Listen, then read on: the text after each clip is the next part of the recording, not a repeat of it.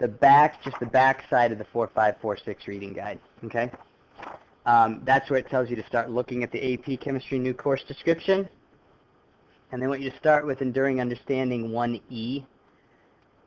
See how closely I can get this. Oh, that was good. Now it won't do anything.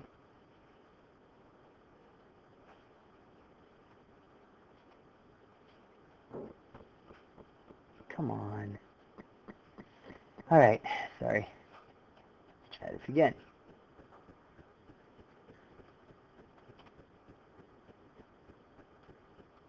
Why is it not letting me scroll down and scroll up?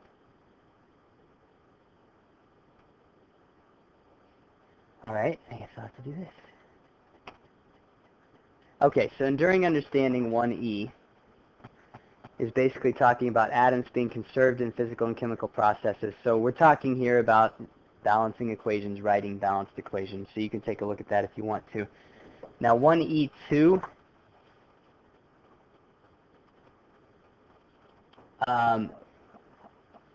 1E2F specifically talks about titrations, okay? Now this is one of the new concepts that you're going to need to really know.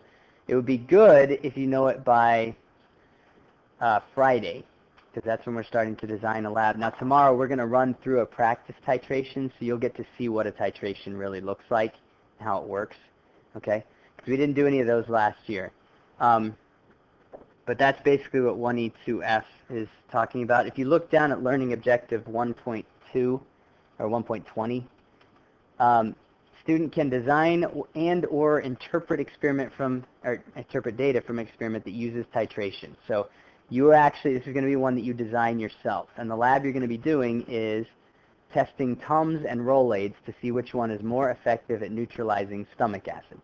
So I feel like that's kind of an interesting little thing. You basically have to design a procedure to do that using a titration, okay? So then we need to go to Enduring Understanding 3A quickly, which maybe that's page 30. No.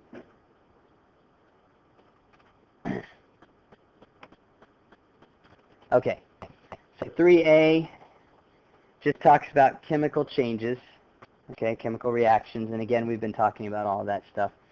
3A2 and 3A2C is talking about solution chemistry, okay? Now, the one thing that you're going to really need to know in the solution chemistry is how to calculate molarities, okay? You guys remember molarity from last year? It was the very end of the year when we talked about it. And actually, those of you who had Ernst, you would not have talked about it, okay? But it's a very simple formula. Molarity equals moles over liters, okay? So if you know the moles of what you have in your solution divided by the liters of the total solution, that's going to give you molarity, okay? It's all in the book. You can read about that. It's not a difficult concept, okay? And then Learning Objective 3.4 should be right below that. Student is able to relate quantities to identify stoichiometric relationships, okay? And so basically, because molarity has moles in it, then the AP exam people thought that that would be a great place to do some stoichiometry, right? So instead of a typical stoichiometry problem where they give you, if there's a certain number of grams of this and a certain number of grams of this, they might give you a concentration and a volume. And then you'd have to use that to find the number of moles, and then you can work the problem like normal, okay? We'll do some practice with those. And then essential knowledge, what is this? Volumetric flask? I don't remember this. Let me go back to Learning Objective 2 here for a second. 2A3I.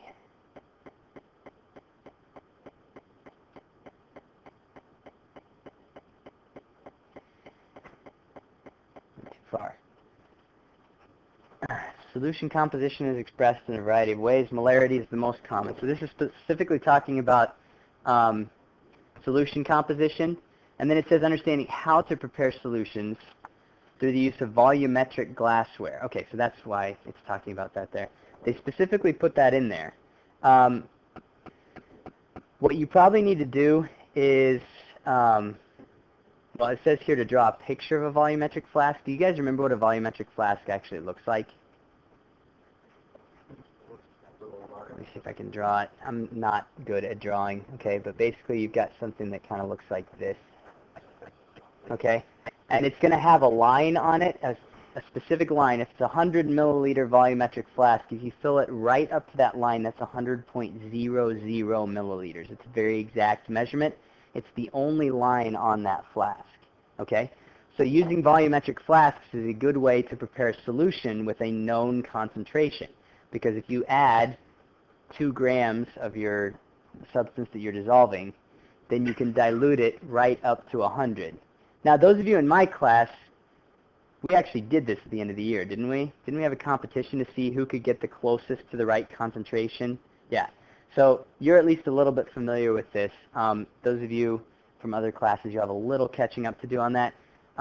But this is not hard. I mean, they just want you to know what a volumetric flask is and how you use it to prepare solutions. So we'll probably need to practice that at some point in the next couple of days. All right? Learning objective 3.1. I think we've already gone over that stuff. And let me just check it real quick just to make sure. So 3.1. Oops, there's my volumetric flask. It's coming with us.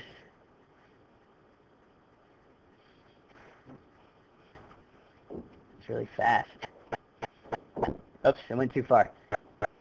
Okay, so students can translate among macroscopic and particle views, okay? So we've been doing this a lot already this year. That's kind of the big deal with this new curriculum, is that you would be able to say, all right, I can see what's happening on a major scale with my actual eyes. I can write a chemical equation for what's happening, and I can also draw particle views of what's happening with the particles in those solutions, okay? So we're just going to keep focusing on that. I guess I think we've already gone over this one, but I want to make sure that you know how to do it, okay? And then 3A1C is the other essential knowledge I wanted to point out here.